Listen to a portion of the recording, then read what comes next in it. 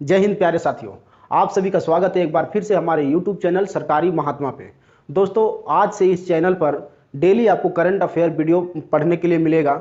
दोस्तों, current affair के बिना आपकी तैयारी अधूरी रह जाती है। कोई भी स्टूडेंट, कोई भी छात्रगण, कोई भी मित्र यदि जो कंपटीशन का तैयारी करते हैं या फिर जनरल तैयारी करते हैं तो आपको क्या बोलते हैं, करंट अफेयर को आपको लेके ही चलना पड़ेगा। यदि आप करंट अफेयर को याद नहीं करेंगे तो आपकी तैयारी अधूरी रह जाएगी। बहुत सारा दोस्त लोग क्या करते हैं, हम भी एक पढ़ने वाला स्टूडेंट ही आप लोगों के जैसा हूँ, ना कोई मैं टीचर हूँ या फिर ना कोई और कुछ हूँ, ठीक है। काफ़ी लोगों के जैसा पढ़ने वाला स्टूडेंट हूँ, जो भी पढ़ता हूँ उसी नॉलेज को आप लोगों के साथ में शेयर करता हूँ। तो दोस्तों, हमारे चैनल को आप सब्सक्राइब कर लीजिएगा। थोड़ा सा आप लोगों से विनती है कि हमें भी आप सपोर्ट करिए। दोस्तों, बहुत सारे स्टूडेंट क्या करते हैं, बहुत सारे मित्र क्या करते हैं, हमारे साथी है जो हमारे साथ पढ़ते भी हैं, ठीक है। वो क्या करते हैं कि करंट अफेयर जो है इकट्ठा करके रख लेते हैं। इकट्ठा करने का मतलब कि 4-5 महीना रख लेगा और 4-5 महीना रखने के बाद वो ससुरा के क्या करेगा, इकट्ठे याद करेगा। तो दोस्तों, उस तरह से याद नहीं होता है और आप एग्जाम में अक्सर एक क्वेश्चन करंट अफेयर का प्रश्न अवश्य छोड़ के आएंगे। तो दोस्तों, इसको याद कैसे करना है दोस्तों, आप न्यूज़ चैनल के माध्यम से या फिर न्यूज़पेपर के माध्यम से या फिर जो लेटेस्ट वीडियो करंट अफेयर का आता है, ऐसा ही नहीं कि मेरा ही वीडियो, किसी का भी वीडियो हो उसे आप देखिए और डेली करंट अफेयर याद करिए। यानी कि जो भी 15 करंट अफेयर या 20 करंट अफेयर जो भी एक दिन का बनता है उसे आप याद करते जाए, रेगुलर याद करते जाए, तभी आपको सारा चीज़ याद हो जाएगा और कोई परेशानी नहीं होगा और पहाड़ जैसा पढ़ाई आपको दिखेगा नहीं। और आप वीडियो के अंत तक बने रहे, तभी आपको सभी चीज़ें अच्छी तरह से समझ में आएगा। तो दोस्तों, हमारा पहला प्रश्न है दोस्तों, यानी कि पहला प्रश्न है, अंतर्राष्ट्रीय जगुआर दिवस किस दिन को मनाया गया। यानी कि अंतर्राष्ट्रीय जगुआर दिवस, ठीक है, जगुआर दिवस किस दिन को मनाया गया दोस्तों। तो इसका सही उत्तर क्या होगा, 29 नवंबर, यानी 29 नवंबर को जगुआर दिवस मनाया गया। जगुआर का मतलब समझिए दोस्तों क्या होता है। जगुआर का मतलब एक मांसाहारी जंगली जानवर को जगुआर बोलते हैं। उस जानवर को ही संरक्षण के लिए या फिर उसके आवासों को संरक्षण के लिए प्रतिवर्ष जगुआर दिवस मनाया जाता है। यानी कि एक मांसाहारी जीव के बारे में बात करें, जैसे बिग कैट उसको बोलते हैं। बिग कैट यानी कि चीता के जैसा जो दिखता है उसको बिग कैट बोलते हैं। उसी जानवर को संरक्षण के लिए जगुआर दिवस प्रतिवर्ष मनाया जाता है और ये इस बार दिल्ली के चिड़ियाघर में मनाया गया। यानी कि भारत की बात करें तो भारत में दिल्ली के चिड़ियाघर में ये जगुआर दिवस का क्या बोलते हैं, कार्यक्रम रखा गया था। अगला प्रश्न है दोस्तों, एसबीआई ने 2022 से 2023 में कितने रुपये का इंफ्रास्ट्रक्चर बनाने की योजना बनाई है। तो इसका क्या होगा मेरी जान उत्तर 10,000 करोड़ रुपया। इसका क्या होगा उत्तर मेरी जान, 10,000 करोड़ रुपया। यानी कि एसबीआई ने 2022 से 2023 में कितने रुपये का इंफ्रास्ट्रक्चर बनाने की योजना बनाई है, तो 10,000 करोड़ रुपया का। तो इस प्रश्न में दोस्तों एसबीआई का चर्चा हुआ है, तो दोस्तों एसबीआई के बारे में हम लोग बात कर लेते हैं। यहाँ देखिएगा दोस्तों, एसबीआई का मुख्यालय जो है कहाँ दोस्तों, मुंबई में है।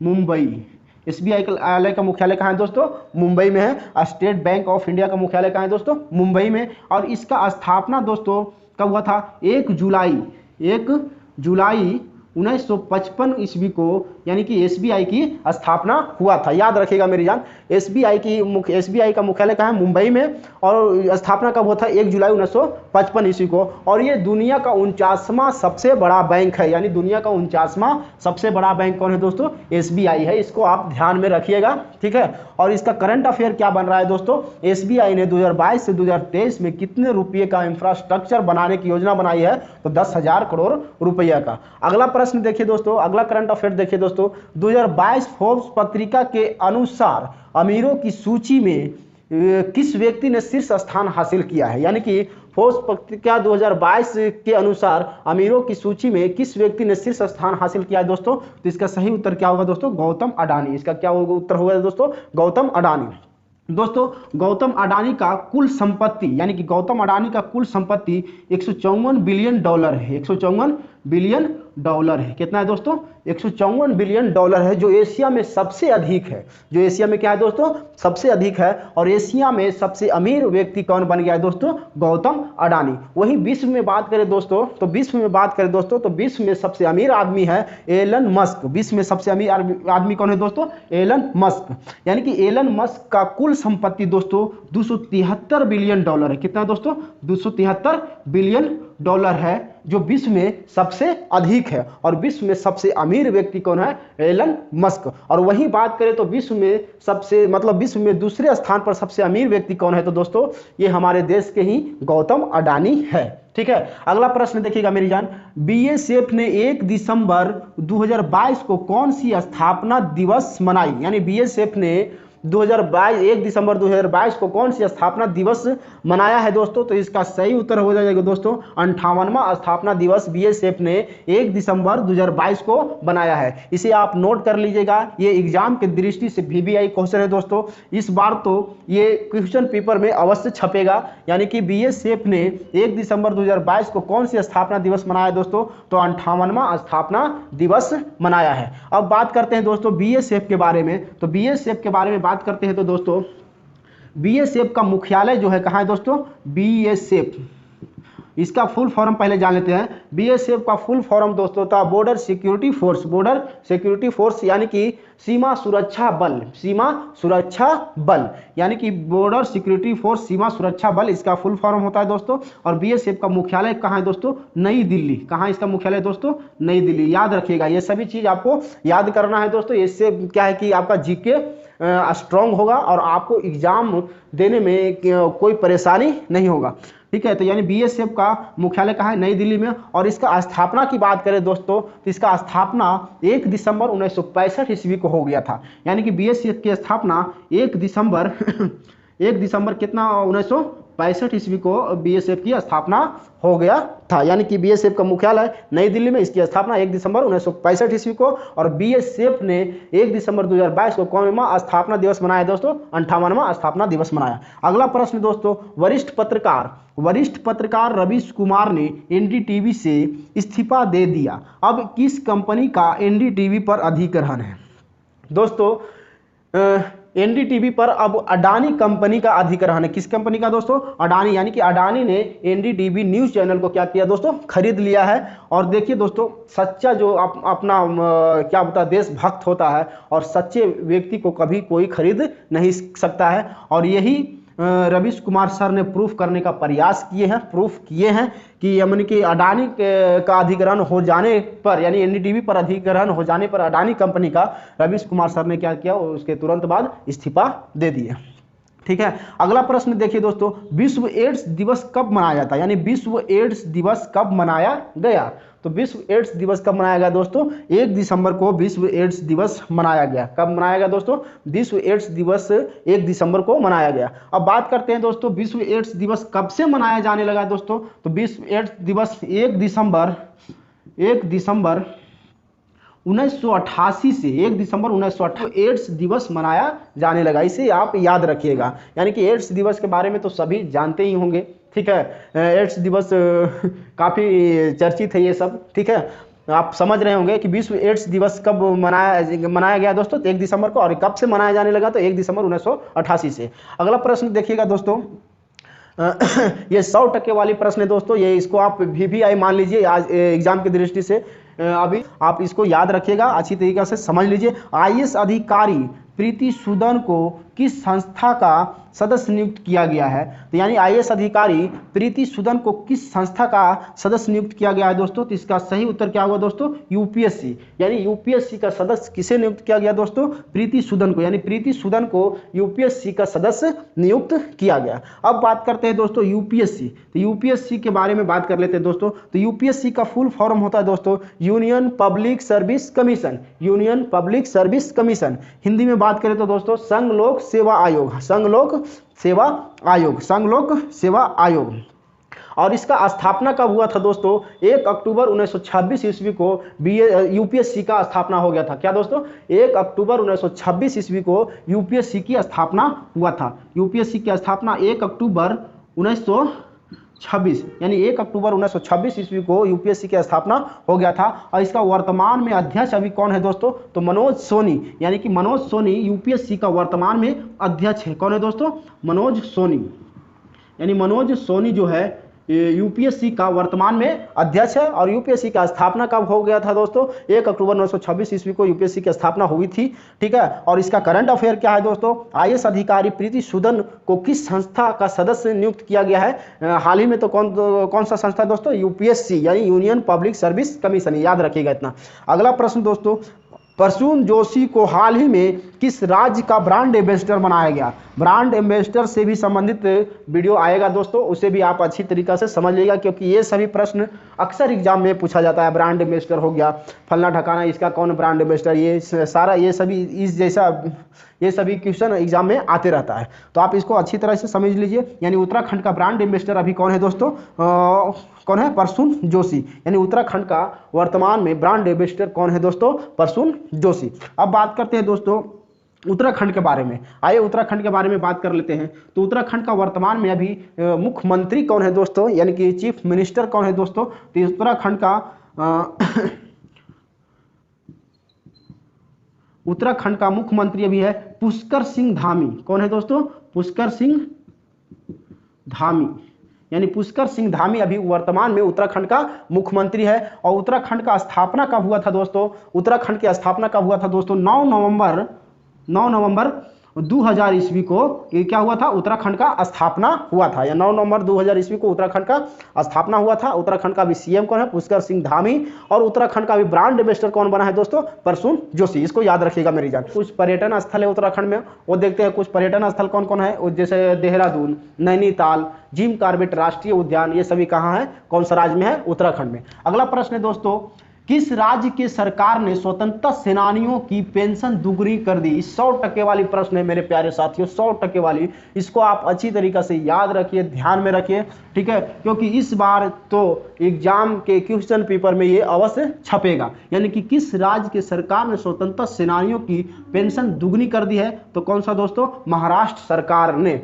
महाराष्ट्र सरकार ने स्वतंत्रता सेनानियों की पेंशन क्या कर दिया दोस्तों? दुगना कर दिया है। महाराष्ट्र सरकार ने स्वतंत्रता सेनानियों की पेंशन क्या कर दिया दोस्तों? दुगना कर दिया है। अब आइए बात कर लेते हैं महाराष्ट्र के बारे में। तो महाराष्ट्र का स्थापना दिवस कब मनाया जाता है? 1 मई को महाराष्ट्र का स्थापना दिवस मनाया जाता है। और महाराष्ट्र की स्थापना कब हुआ था दोस्तों? 1 मई 1960 ईस्वी को महाराष्ट्र की स्थापना हुआ था। यानी कि महाराष्ट्र राज्य का स्थापना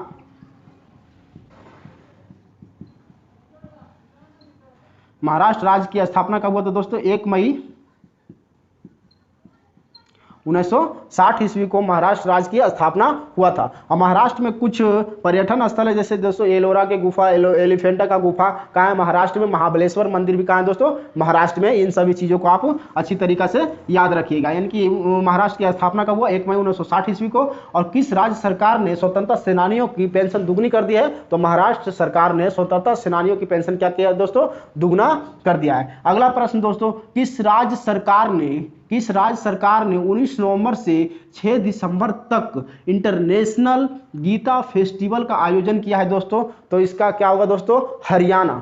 यानी कि इंटरनेशनल गीता फेस्टिवल का आयोजन अभी कहाँ हो रहा है दोस्तों? हरियाणा में हो रहा है। और हरियाणा की कौन सा जगह में हो रहा है दोस्तों? कुरुक्षेत्र में हो रहा है। कभी कभी प्रश्न में कभी कभी एग्जाम में ये भी प्रश्न आते हैं दोस्तों कि कुरुक्षेत्र का मैदान किस राज्य में है? तो कुरुक्षेत्र का मैदान किस राज्य में दोस्तों? हरियाणा में। कहाँ है मेरी जान? हरियाणा में। इसको आप अच्छी तरीका से याद कर लीजिएगा कि किस राज्य ने 19 नवंबर से 6 दिसंबर तक इंटरनेशनल गीता फेस्टिवल का आयोजन किया है? तो हरियाणा में। हरियाणा राज्य ने किया, हरियाणा राज्य सरकार ने किया है, ठीक है। और हरियाणा में किस जगह हो रहा है? तो कुरुक्षेत्र में हो रहा है। और यही बात करते हैं हरियाणा का दोस्तों, तो हरियाणा का भी वर्तमान में सीएम कौन है दोस्तों? मनोहर लाल खट्टर। हरियाणा का सीएम कौन है दोस्तों? मनोहर लाल खट्टर। इसको याद रखिएगा। और कुरुक्षेत्र का मैदान किस राज्य में दोस्तों? तो हरियाणा में है। इसको याद रखिएगा। अगला प्रश्न दोस्तों है, गणतंत्र दिवस 2023 के लिए किस देश के राष्ट्रपति को मुख्य अतिथि के रूप में आमंत्रित किया गया है दोस्तों? तो इसका क्या होगा सही उत्तर दोस्तों? मिस्र। अब्दुल फतेह अल सीसी। अब्दुल फतेह अल सीसी, इसको याद रखिएगा। मिस्र के राष्ट्रपति कौन है दोस्तों? अब्दुल फतेह अल सीसी। अब्दुल फतेह अल सीसी।